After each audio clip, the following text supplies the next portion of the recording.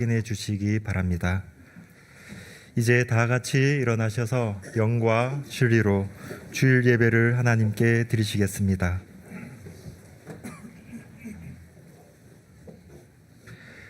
우리가 알거니와 하나님을 사랑하는 자, 곧 그의 뜻대로 부르심을 입은 자들에게는 모든 것이 협력하여 선을 이루느니라. 아멘.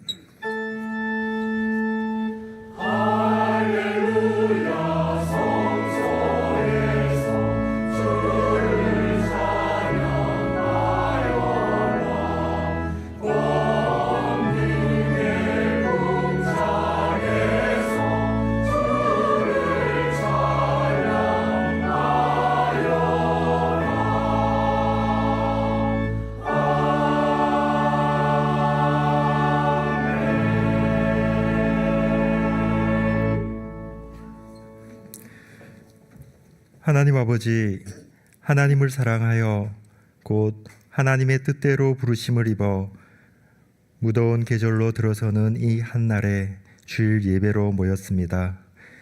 지금까지 지난 시간들을 하나님의 뜻대로 살았는지 돌아보면 저희 삶에 무엇이든 협력하여 선을 이루시는 하나님의 손길만 남아있음을 봅니다. 서툴게 살아왔던 그 시간들도 예수 그리스도의 십자가로 인해 삶이 주님 앞에 놓여지고 빚어지는 주님의 손길이었습니다.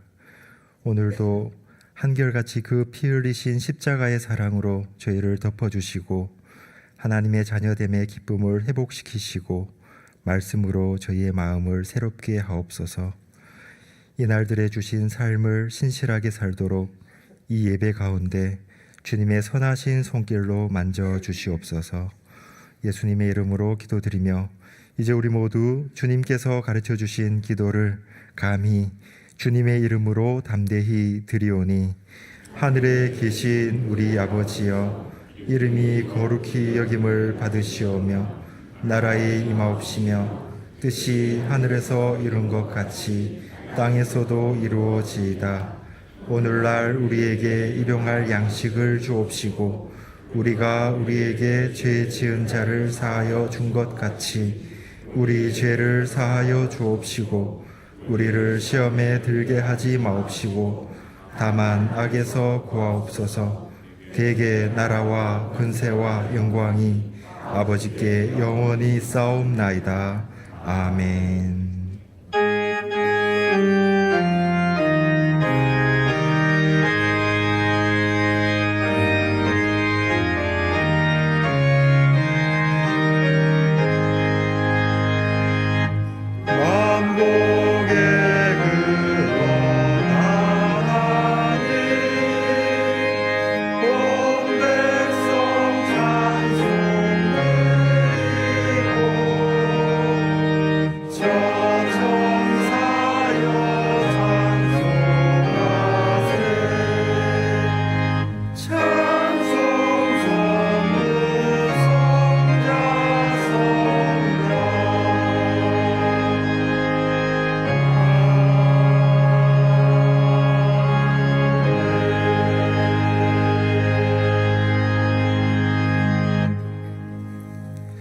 교독문 15번을 함께 교독하시겠습니다.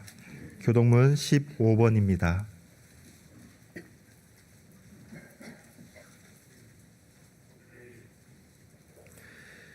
여호와는 나의 빛이요 나의 구원이시니 내가 누구를 두려워하리요. 여호와는 내 생명의 능력이시니 내가 누구를 무서워하리요. 악인들이 내 살을 먹으려고 내게로 왔으나 나의 대적들 나의 원수인 그들은 실족하여 넘어졌도다. 군대가 나를 대적하여 진칠지라도 내 마음이 두렵지 아니하며 전쟁이 일어나 나를 치려 할지라도 나는 여전히 태어나리로다. 내가 여호와께 바라는 한 가지 일, 그것을 구하리니 곧 내가 내 평생에 여호와의 집에 살면서 여호와의 아름다움을 바라보며 그의 성전에서 사모하는 그것이라. 여호와께서 환난 날에 나를 그의 초막 속에 비밀히 지키시고 그의 장막 은밀한 곳에 나를 숨기시며 높은 바위 위에 두리시로다.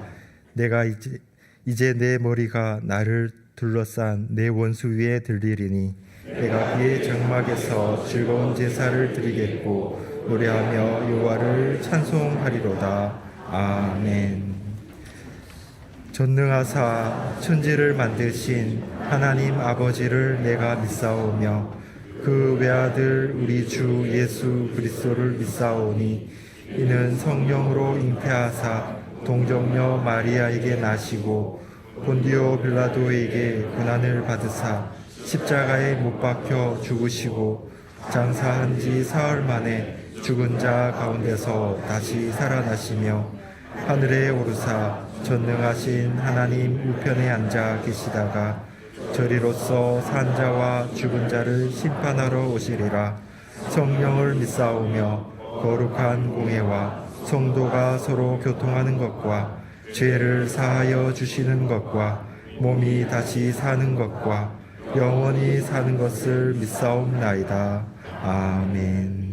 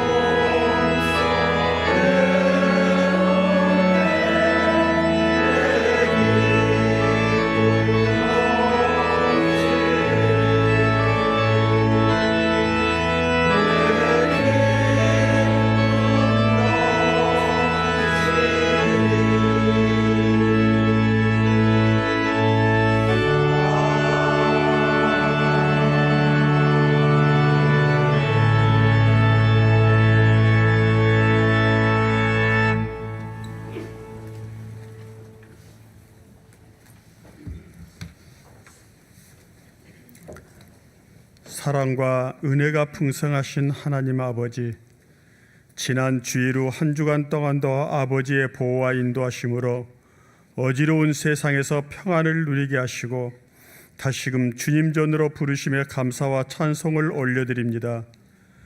그렇지만 우리가 하나님을 아버지라 부르면서도 부자 유친하지 못하였기에 도리어 경외심마저 잃고 종교인의 모습으로 살아갑니다.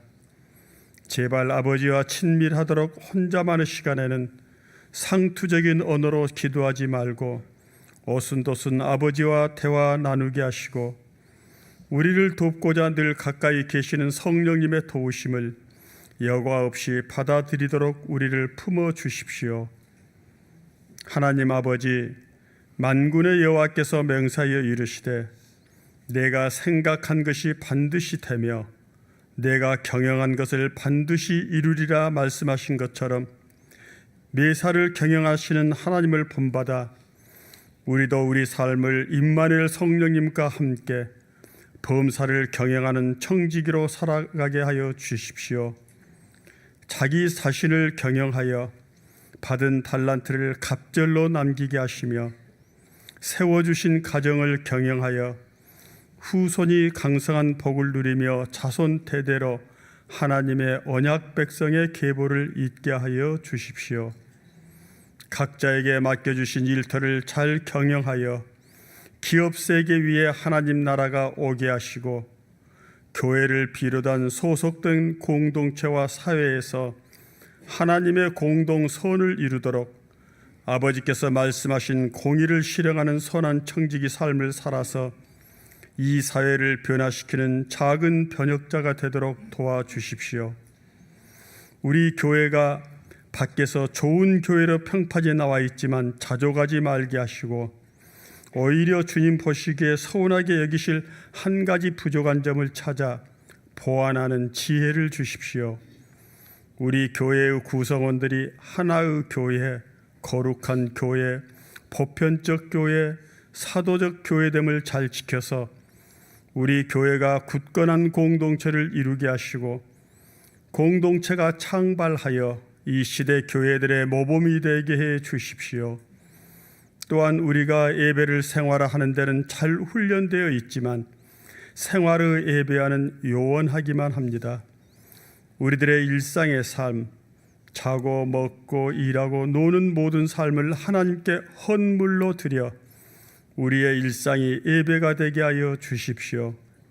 그리하여 하루하루가 하나님 우리 아버지와 우리 주 예수 그리스도께서 우리 삶에 부어주시는 은혜와 평강이 더욱 풍성해져서 생활의 예배를 이루어가게 하여 주십시오.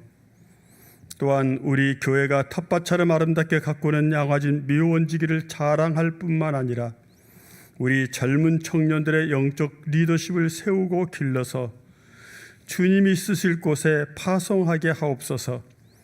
그들이 그곳을 복음화시키고 그 땅에 뼈를 묻어 제2의 양화진이 지구촌 곳곳에 세워지도록 지원하므로 한국 기독교 200주년의 진정한 길닦기 사명을 이루게 하여 주십시오. 오늘 또 아버지의 말씀을 대언하시는 정한조 목사님께 성령님께서 함께 하시며 우리 모두는 말씀을 새겨 듣고 실행하는 믿음을 주십시오. 찬양으로 섬기는 아도나이 성가대 위에 은혜 풍성케 하시며 이 시간 성도들이 함께 드리는 이 예배를 기쁘게 받아 주십시오. 우리의 작은 헌신을 통해 주님의 나라가 확장되며 우리를 통해 우리의 이웃이 주님의 사랑을 경험하게 하여 주십시오. 이 모든 말씀을 우리 주 예수 그리스도의 이름으로 기도드립니다. 아멘.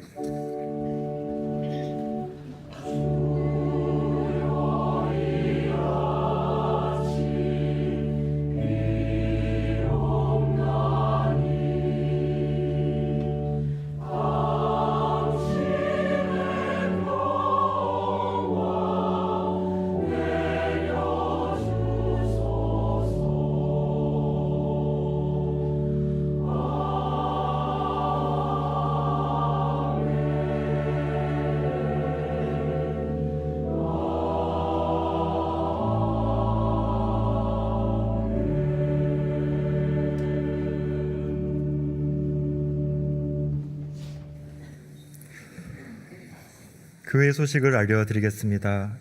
예배 시작 30분 전부터는 침묵으로 기도하며 예배를 준비하는 시간입니다.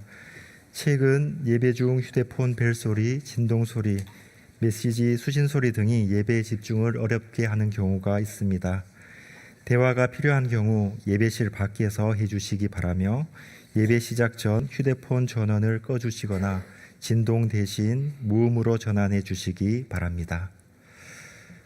매월 마지막 토요일은 순교자의 신앙과 정신을 기억하는 한국 기독교 순교자 기념관 방문의 날입니다.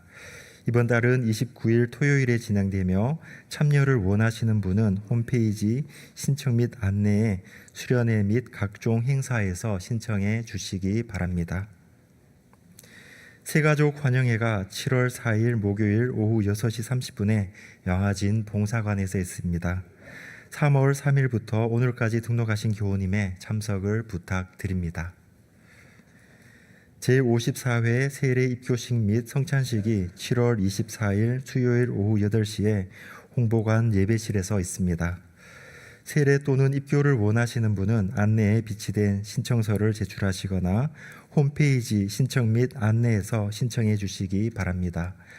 신청자는 2회 교육에 참석해야 하며 세신자반을 이수하신 분은 교육 과정이 면제됩니다. 3040 교구, 장년 교구 연합, 2030 청년 교구 여름 수련회 신청을 받습니다. 자세한 내용은 주보를 참고해 주시고 교구에서 보내드리는 링크나 홈페이지 신청 및 안내에서 신청해 주시기 바랍니다.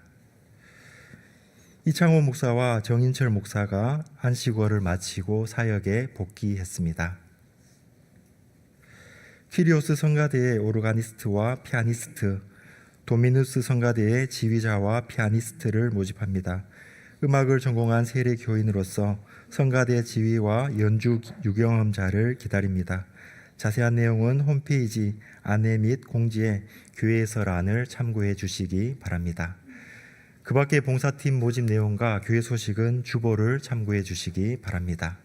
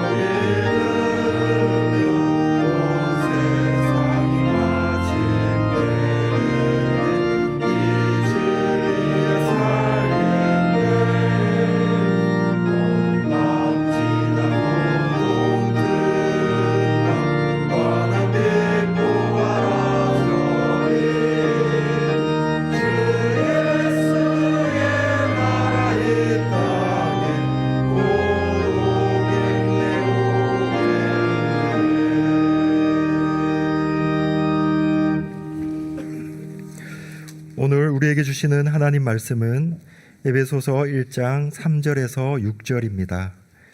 신약 성경 309쪽입니다.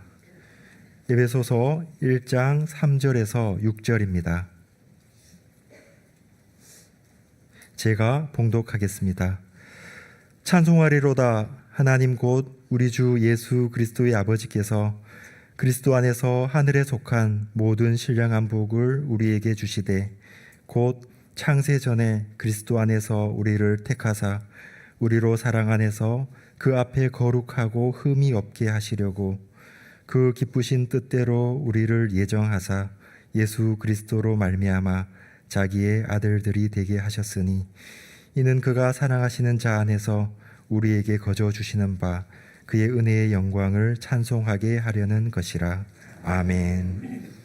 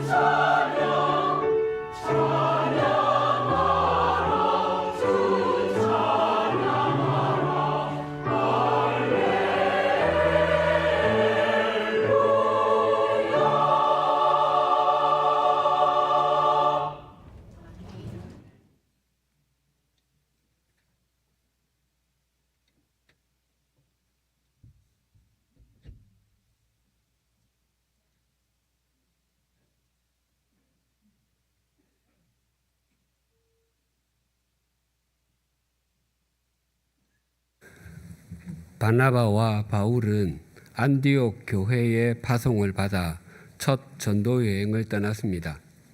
그 여행에 바나바의 사촌이자 젊은 사역자 마가도 동행했습니다.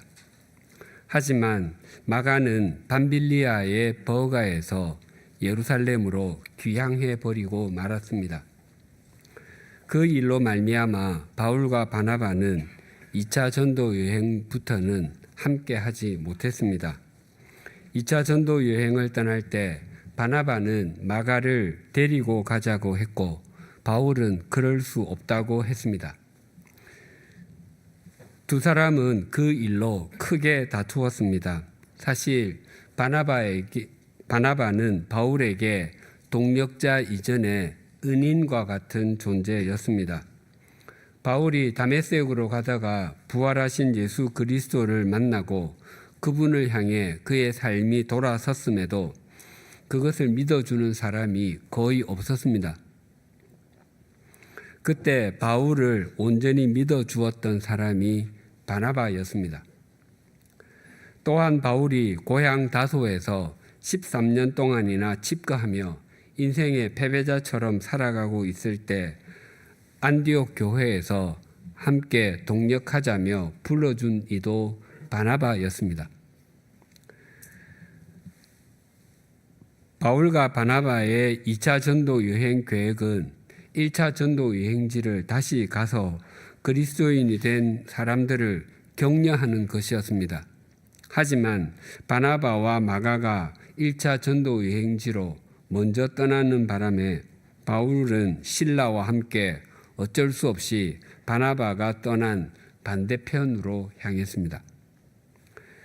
바울은 루스드라에서 디모데를 만나 동행하게 되었습니다. 그리고 바울이 가는 곳마다 교회들의 믿음이 견고해지며 그리스도인들의 숫자가 늘어났는데 그것은 하나님께서 그에게 주시는 위로와도 같았습니다.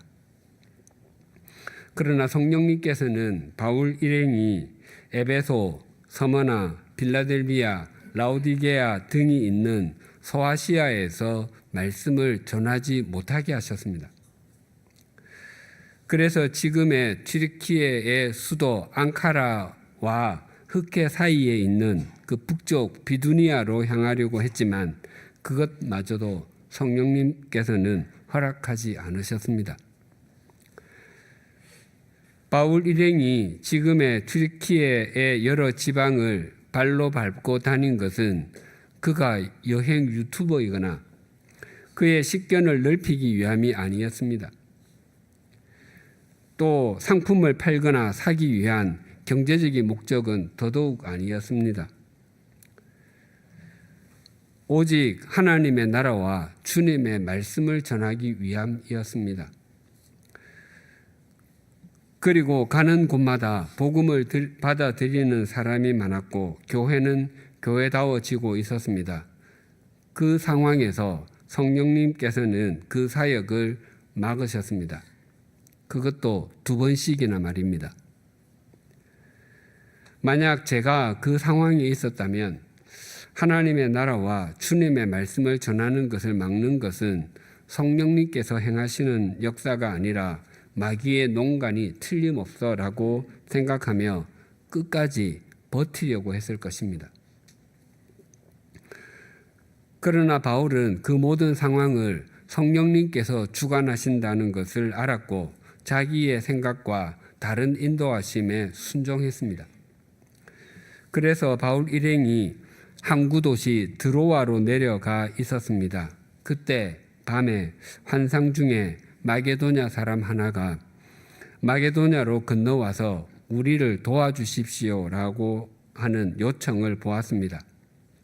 그는 그 환상이 하나님의 인도하심임을 확신했고 동시에 그것은 마게도냐에서 주님의 말씀을 전하라는 인도하심이라고 수용했습니다. 그래서 바울 일행은 배를 타고 마게도냐 지방의 첫 도시 빌립보에 도착했습니다. 성령님께서 2번씩이나 사역의 방향을 틀게 하시고 또 환상이라는 신비한 방법을 통해서 바울 일행을 빌립보까지 인도하셨다면 거기에는 뭔가 준비된 것이 있어야 할 것 같습니다. 그래서 여호와 이레를 외치며 그래서 성령님께서 막으시고 환상까지 보여주셨다고 고백해야 할 것 같습니다. 그러나 눈에 보이는 것은 아무것도 없었습니다. 최소한 누군가가 가만히 다가와 바울 사도님이시죠? 우리 10여 명은 사도님께서 오시기를 기다리고 있었습니다. 그 중에서 몇 명은 세례를 받기 원하는 사람도 있습니다라고 말해야 할 것 같습니다. 그러나 빌립보에서 기다린 사람은 아무도 없었습니다. 바울 일행은 안식일이 되어 기도할 곳이 있을까 해서 강가로 나갔습니다.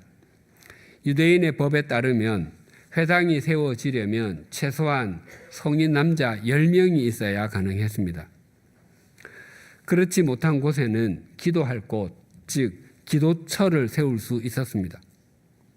바울 일행이 기도할 곳을 찾았다고 하는 것은 그곳에는 유대인 남자는 10명도 살지 않는 곳이라 회당을 세울 수 없다는 뜻입니다.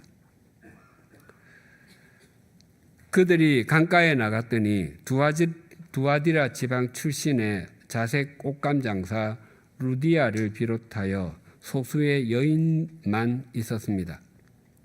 그래서 그 여인들에게 복음을 전했더니 루디아가 복음을 받아들이고 그 집안이 세례를 받았습니다. 또 바울 일행이 기도하는 곳으로 가다가 귀신이 들려 점을 치는 소녀 여종을 만나서 그를 고쳐주었습니다. 그 소녀의 삶은 주인들에게 돈을 벌어다 주는 기계와도 같았습니다.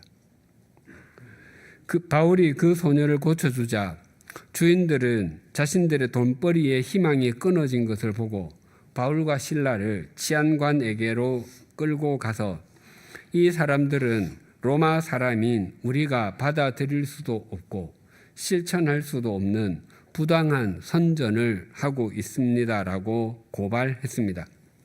그러자 치안관들은 바울과 실라의 옷을 찢어 벗기고 매로 치고 투옥하라고 명령하였습니다. 그래서 바울과 실라는 심하게 매질을 당했고 투옥까지 되었을 뿐만 아니라 발에 착고까지 차고 있었습니다. 만약 우리가 바울과 실라라면 어떠했겠습니까? 투옥이 되어서 다른 사람들과 어떤 이야기를 나누었겠습니까? 그때 바울과 실라가 감옥에서 행한 일이 무엇이었는지를 이렇게 증거합니다.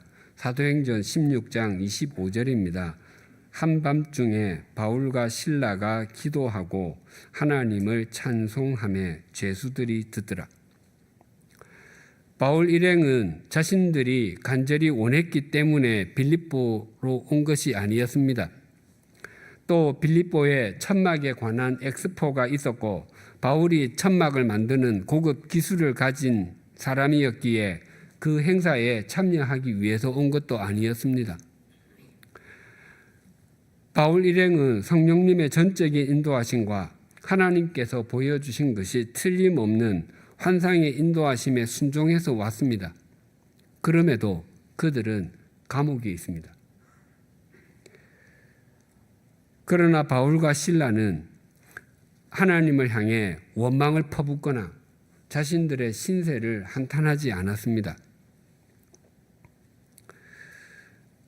그들은 하나님께 기도와 찬송을 드렸습니다. 그 소리는 들릴락 말락한 정도가 아니었습니다. 그 소리가 얼마나 컸던지 다른 죄수들이 다 들었을 정도였습니다. 일반적으로 기도는 인생이 자신의 뜻대로 전개가 잘 되지 않을 때 자주 그리고 길게 합니다. 또 직면해야 할 일을 해결을 하기가 쉽지 않을 때 꼭 풀어야 할 숙제가 있는데 그 숙제가 잘 풀리지 않을 때 그리고 반드시 넘어야 할 산이 있는데 그것이 험산출령일 때 기도는 저절로 깊어집니다. 어떤 업적을 성취했을 때나 기쁜 상황에 있을 때는 그때에 드리는 기도는 오래 드리지 못하곤 합니다. 굉장히 중요한 일을 앞두고서 깊은 호흡의 기도를 드리는 사람은 적지 않습니다.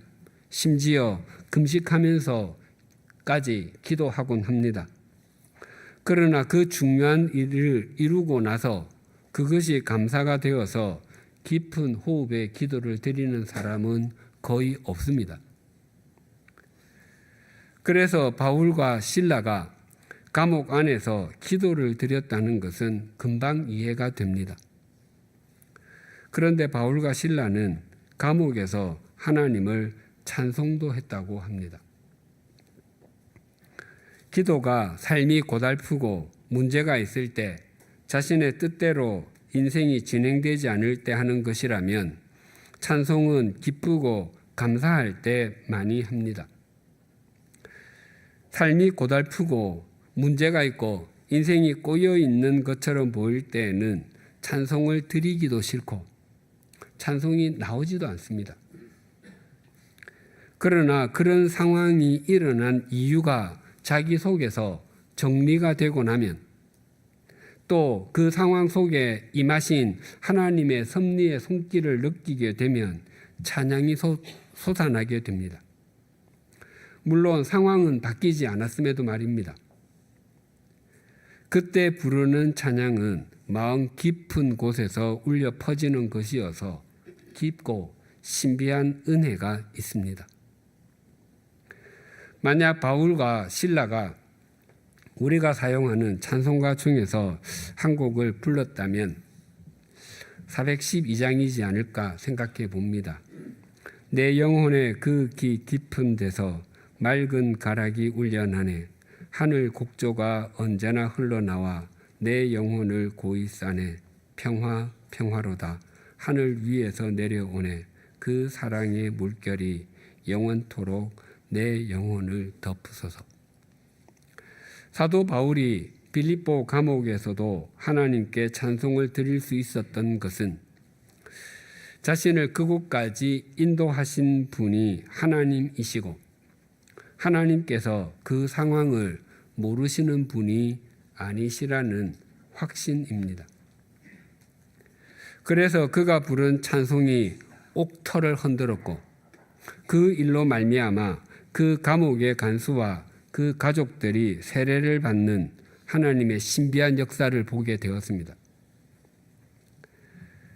그리고 그 간수와 그의 가족과 자색 옷감 장사 루디아와 그의 가족, 점을 치던 소녀, 그리고 몇몇 사람이 중심이 되어 빌립보 교회가 시작되었습니다. 오늘 본문도 사도 바울이 로마의 감옥에서 하나님을 찬송한 일에 대해서 증거합니다. 바울은 세속적인 가치관이 판을 치는 에베소에서 구별된 삶을 사는 성도들과 그리스도 예수 안에서 신실해지고 또 신실한 삶을 살아갈 에베소 교회 사람들에게 은혜와 평강이 있기를 기원하며 편지를 보냈습니다. 이 은혜와 평강은 표면적으로는 당시의 인사말이었습니다. 그리고 은혜와 평강은 기독교 신앙의 핵심과도 같습니다. 더 나아가 은혜가 우리 믿음 생활의 출발점이라면 평강은 우리 믿음 생활의 종착점과 같다고 했습니다. 그리고 은혜와 평강의 순서도 굉장히 중요합니다. 만약 은혜와 평강이 아니라 평강과 은혜라면 우리는 굉장히 당혹스러울 것입니다. 즉 하나님과의 평화를 누리는 사람이 하나님으로부터 오는 은혜를 누릴 수 있다면 우리는 하나님을 믿을 수도 없고 또 하나님께 예배를 드리는 자리에 있을 수도 없을 것입니다.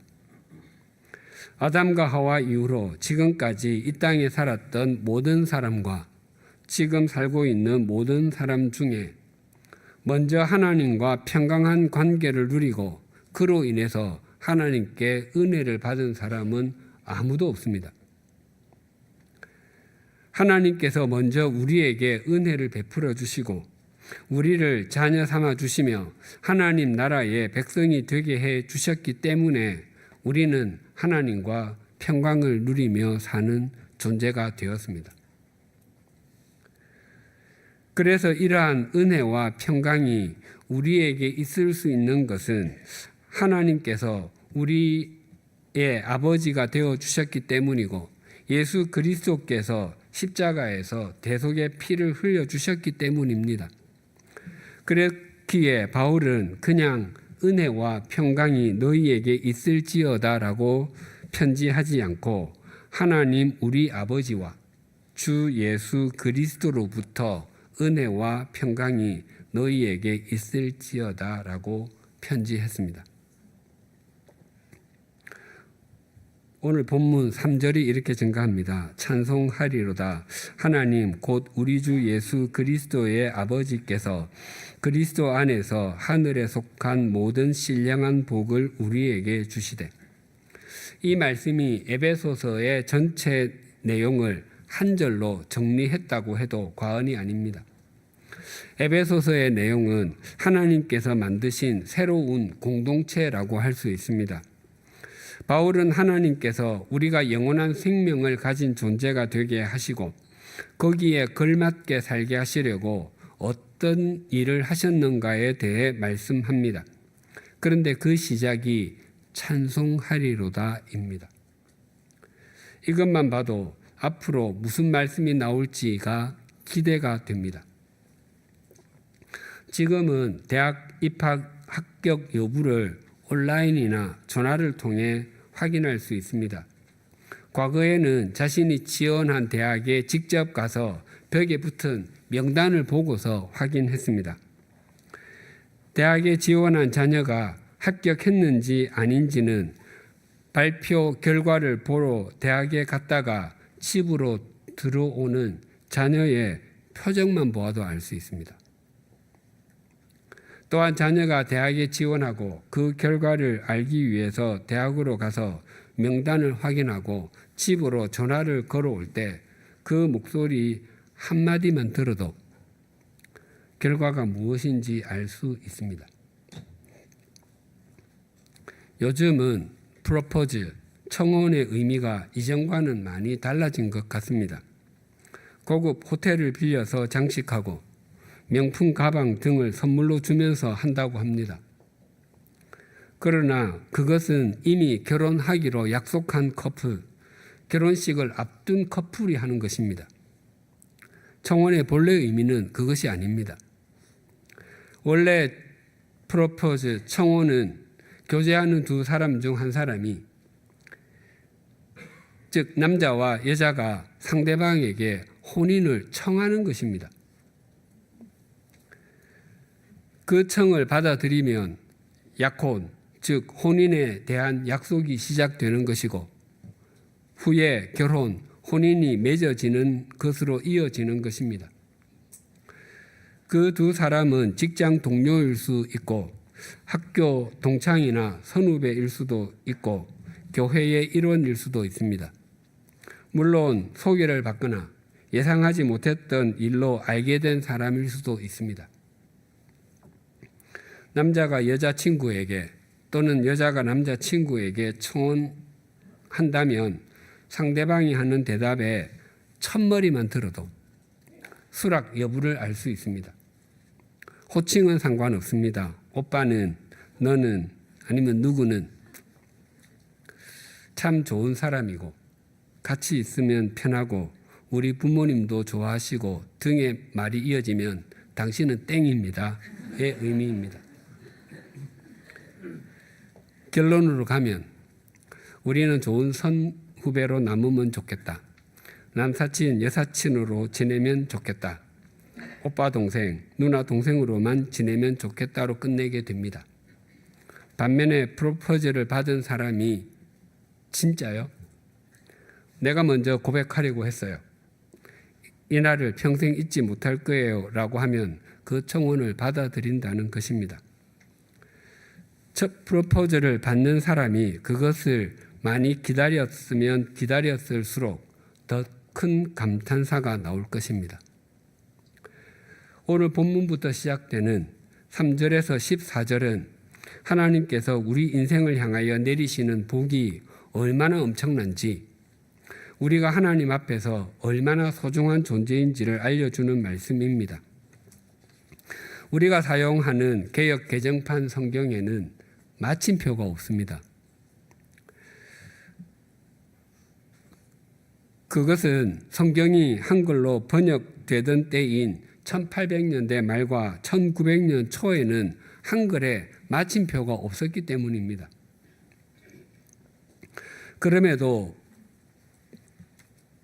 본문 3절에서 14절까지 12절은 5문장으로 구성되어 있습니다. 마침표를 명확하게 표현한 세번역 성경은 13문장으로 구성이 되어 있습니다. NIV 영어 성경은 8문장으로 구성되어 있습니다. 그러나 헬라어 성경은 단 1개의 문장으로 되어 있습니다. 미미하고 미천하고 형편없게까지 한 우리를 구원하시기 위해서 삼위일체 하나님께서 역사하신 일을 말하려니 바울이 가슴이 벅차 올라서 말을 하지 못하는 듯한 느낌을 줍니다. 사도 바울은 지금 어디에 있습니까? 그가 로마 황제 네로의 왕궁에서 조찬 기도회를 열면서 이 말을 하지 않았습니다. 그렇다고 미국의 애리조나 주에 있는 그랜드 캐니언이나 아르헨티나와 브라질 국경에 있는 세계에서 가장 거대한 폭포인 이과수 폭포를 바라보며 이 말을 한 것도 아니었습니다. 그는 지금 감옥에 갇혀 있고 그의 몸은 쇠사슬에 매여 있습니다. 하지만 그의 영혼은 그랜드 캐니언보다 더 놀라운 하나님의 구원의 역사를 경험하고 있습니다. 또한 그의 영혼은 이과수 폭포와는 비교할 수도 없는 하나님의 신묘막측한 은혜의 폭포수 속에 있습니다. 사도 바울이 에베소 교회에 편지를 보내며 이렇게 찬송할 수밖에 없는 이유를 이렇게 밝힙니다. 3절과 4절이 이렇게 증가합니다. 찬송하리로다 하나님 곧 우리 주 예수 그리스도의 아버지께서 그리스도 안에서 하늘에 속한 모든 신령한 복을 우리에게 주시되 곧 창세전에 그리스도 안에서 우리를 택하사 우리로 사랑 안에서 그 앞에 거룩하고 흠이 없게 하시려고 하나님께서는 우리에게 하늘에 속한 모든 신령한 복을 주실 뿐만 아니라 이 세상을 창조하시기 전에 우리를 택하셨다고 합니다. 하나님께서 우리에게 하늘에 속한 모든 신령한 복을 주셨습니다. 주시지 않은 것이 없습니다. 또한 모든 복을 주실 예정이다가 아닙니다. 이미 주셨습니다. 또한 우리를 택하신 때가 창세전입니다. 우리가 이 땅에 존재하기 전부터 그렇게 행하시기로 하셨다고 합니다. 그것은 우리의 모습을 보시고 우리를 선택하신 것이 아니라 먼저 일방적인 은혜를 베푸셔서 선택하셨다는 의미입니다. 이처럼 우리에게 복을 주시고 우리를 선택하여 주신 하나님께 찬송을 올려드리지 않을 수 없는 것입니다. 특히 찬송을 받으시기에 합당하신 삼위일체 하나님께서 구체적으로 어떤 일을 하셨는지가 3절에서 14절에 잘 나타나 있습니다. 3절에서 6절은 성부 하나님께서 우리를 무엇을 하셨는지를 말씀하시는데 그 행하심은 예정입니다. 우리를 하나님의 자녀로 미리 정하셨다는 것입니다.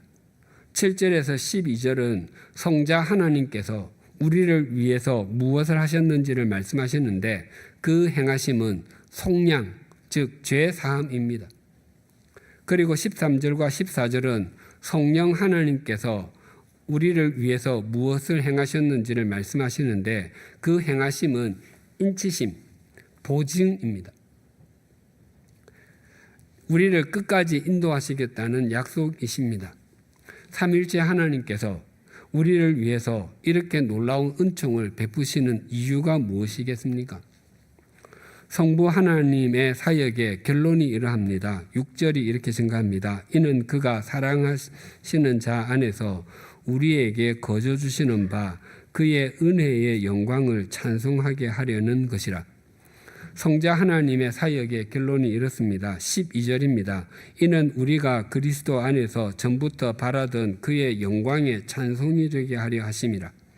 성령 하나님의 사역의 결론이 이러합니다. 14절이 이렇게 증가합니다. 이는 우리의 기업의 보증이 되사 그 얻으신 것을 속량하시고 그의 영광을 찬송하게 하려 하심이라. 성부, 성자, 성령 하나님의 사역의 결론이 동일합니다. 하나님께서 우리를 이 땅에 존재하게 하신 이유는 하나님을 찬송하게 하기 위함입니다. 그래서 이사야 선지자도 이렇게 외쳤습니다. 이사야 43장 21절입니다. 이 백성은 내가 나를 위하여 지었나니 나를 찬송하게 하려 함이니라. 하나님께서 우리를 창조하신 목적이 하나님을 찬송하게 하기 위함이라고 하십니다. 그렇다면 우리 모두가 성악을 전공하고 그래서 성가대로 섬기고 찬양팀의 일원이 되어야 합니까? 입으로 드리는 찬양보다 삶으로 드리는 찬양이 훨씬 더 크게 들립니다. 우리의 삶에서 일어난 일이 하나님을 높이는 것이라면 그것은 모두 찬양입니다. 반면에 아무리 아름다운 음색을 갖고 아름다운 성가를 불러도 하나님을 높이는 것이 아니라면 찬양이 아닙니다. 하나님께서 우리에게 하늘에 속한 모든 복을 주시고 세상이 만들어지기도 전에 선택하신 것은 우리가 우리의 삶으로 하나님을 찬송하게 하기 위함입니다. 제가 개인적으로 좋아하는 복음성가, CCM, 성가곡들이 있습니다. 그 노래들은 많이 듣거나 불러도 지겹지 않고 오히려 마음이 울컥하곤 합니다. 찬송가에도 좋아하는 찬송들이 있습니다. 315장 내 주 되신 주를 참 사랑하고와 438장 내 영혼이 은총 입어와 같은 찬송을 좋아합니다. 주님은 섬길수록 더 귀한 분이시기에 어제보다 오늘, 오늘보다 내일 주님을 더 사랑하고 싶고 주님 앞에 설 때가 주님을 가장 사랑하는 순간이면 좋겠다는 소망입니다. 또한 저를 이 땅에 태어나게 하시고 그 걸음을 인도하신 주님께서 제가 처한 자리를 모르지 않으심을 신뢰하기에 제가 있는 곳이 초막이든 궁궐이든 주님의 다스림을 온전히 받음으로 그곳이 하나님의 나라가 되었으면 좋겠다는 소망입니다. 이 외에도 마음이 가는 찬송들도 있습니다. 주일 예배를 드리다가 어느 한 소절이 폐부를 찌르기도 하고 어느 한 소절은 저를 울컥하게 만들기도 합니다. 그 중에도 언제나 들을 때마다 감동이 되는 찬송도 있습니다. 찬송가 622장 거룩한 밤인데 1절 가사가 이렇습니다. 거룩한 밤 별빛이 찬란하다. 우리 주 예수님 나신 이 밤 오랫동안 죄악에 얽매여서 헤매던 우리 위에 오셨네. 온 땅이 주의 나심 기뻐하며 희망의 아침 밝아오도다. 무릎 꿇고 천사와 화답하라. 오 거룩한 밤 주님 탄생하신 밤 이 밤 거룩한 밤 거룩한 밤. 이 찬송에 특별한 사연이 있는 것도 아닌데 이 찬송을 가만히 부르거나 들으면 언제나 가슴이 아리고 저미는 듯한 느낌이 들고 또한 깊은 감사가 느껴집니다. 해마다 성탄을 앞둔 대림절에는 이 찬송을 부른 여러 사람의 노래를 찾아서 듣곤 합니다. 이 찬송의 마지막 가사 오 거룩한 밤의 영어 가사가 오 나잇 디바인입니다. 디바인이라는 단어는 하나님의 속성이나 하나님께로부터 온 것을 가리킬 때 쓰는 말입니다. 그러니까 성탄의 밤은 겉으로 보기에는 역사 속의 한 날이었지만 그 밤은 실은 하나님께서 인류를 구원하기 위해서 영원하신 당신의 아들을 십자가의 제물로 세상에 보내시는 밤이었습니다. 그래서 Divine Night, 거룩한 밤, 구별된 밤이 되는 것입니다. 그 밤이 있었기에 우리는 영원한 생명을 얻게 되었고 하나님 나라의 백성이 될 수 있었습니다. 하나님은 우리의 찬송을 받으시기에 합당하신 분이십니다. 우리의 지난 인생을 가만히 그리고 정직히 돌아보고 우리가 행한 일과 하나님께서 행하신 일을 떠올려 보면 찬송하리로다라고 고백드리지 않을 수 없습니다. 우리의 육신의 아버지는 우리를 위하는 분이시기는 하시지만 그분도 유한하고 허물투성이인 분입니다. 하지만 하나님 아버지는 무한하신 분이시고 영원하신 분이십니다. 하나님 아버지는 우리에게 하늘에 속한 모든 복을 주신 분이시고 세상이 지어지기도 전에 우리를 택하신 분이십니다. 하나님이 그토록 우리를 위하시는 분이시면 우리의 삶도 그 하나님을 향해야 하지 않겠습니까? 올해도 벌써 거의 절반이 지나가고 있습니다. 그런데 어떻습니까? 굳은 결심으로 올해를 시작한 것 같은데 올해의 중간 지점에서 되돌아보니 올해에도 우리 각자의 삶에 변한 것은 아무것도 없는 것은 아닙니까? 평소에는 그리스도인다운데 또 사람들 앞에서는 하나님의 자녀인 것 같은데 결정적인 순간에는 여전히 옛 삶을 고스란히 답습하고 에베소의 가치관, 세속의 물결을 따라서 살고 계시지는 않습니까? 그렇다면 대체 그 이유가 무엇이겠습니까? 하나님을 찬송, 즉 하나님을 높이는 삶을 산다고 말하면서도 실제로는 자기 중심적으로 살며 자기를 높이는 삶을 살기 때문이 아닙니까? 에베소와 같은 세상 속에서 주님을 향해 단심가를 부르는 성도, 즉 구별된 사람으로 살아가기보다 하여가를 부르며 세상의 물결을 따르는 것을 지혜라고 여겼기 때문이 아닙니까? 설령 우리가 지난 6개월 동안 주님을 향해 단신가를 부르지 않고 세상을 향해 하여가를 부르며 살았다 할지라도 남은 6개월도 그렇게 살 수는 없지 않겠습니까? 우리 모두가 하나님을 향해 창문을 여는 삶을 사십시다. 하나님을 향해 창문을 여는 사람을 하나님께서는 21세기의 다니엘로 세상 속의 성도로 신실한 사람으로 반드시 가꾸어 주실 것입니다. 왜냐하면 다니엘의 하나님과 사도 바울의 하나님이 바로 우리가 믿는 하나님과 동일하신 분이시기 때문입니다. 기도하시겠습니다. 하나님 아버지를 찬송합니다. 우리에게 하늘에 속한 모든 복을 주시고 우리가 이 땅에 존재하지 않을 때부터 아니 이 세상이 생기기도 전에 우리를 선택해 주심도 감사합니다. 우리는 에베소와 같은 곳에 사는 성도, 구별된 사람이고 그리스도 예수 안에서 신실한 사람인 것을 한순간도 잊지 않게 하여 주셔서 우리 삶의 자리에서 하나님을 찬송하게 하여 주시옵소서.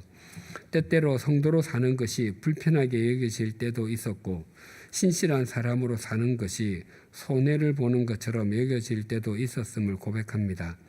하지만 그보다 더 가치 있고 더 의미 있는 삶이 없으며 그 삶보다 더 하나님을 찬송하는 것이 없다는 것도 잊지 않게 하여 주시옵소서. 때때로 세상은 우리에게 하나님을 향해 단심가를 부르는 삶을 그치고 세상을 향해 하여가를 부르며 살라고 합니다.